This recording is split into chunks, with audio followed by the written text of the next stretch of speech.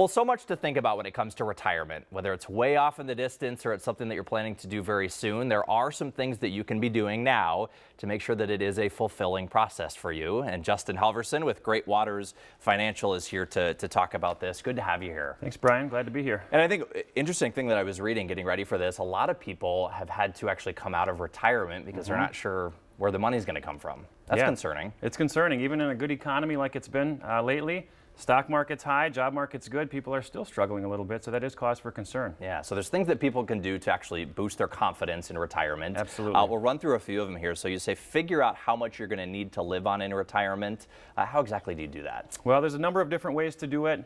For some couples that come to our offices, we'll just sit down and look at their budget today, back out their long-term savings that they're doing for retirement, and if their lifestyle is not going to change dramatically, that may be the budget.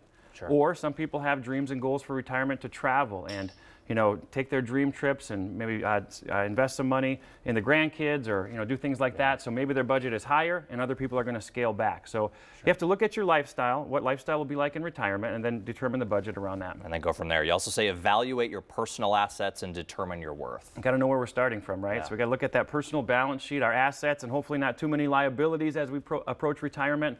Although more and more retirees today are entering retirement with mortgages, so that can be a challenge as well. Yeah. But bottom line is we got to know what we have. Do we have real estate? Do we have land purchases? Do we have investments like 401ks, IRAs, Roth?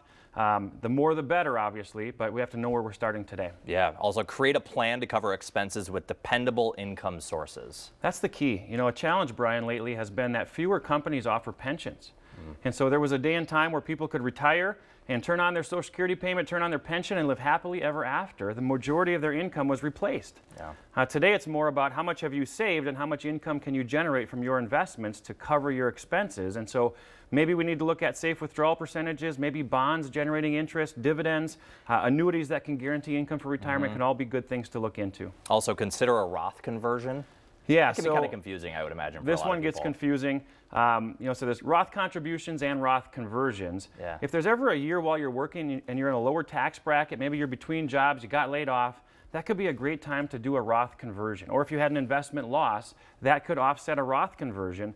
The more money you convert to Roth, the more tax-free dollars you'll have for retirement, the better off you're going to be. It's a good thing. Also, continuously reevaluate your investments. So it's a very ongoing process, it sounds like. Continually. And typically, the closer we get to retirement, the more conservative we become because we're going to be drawing down those assets in the near term. And so know your internal risk tolerance, know where your investments are, and then look at your retirement plan and know what your risk capacity is.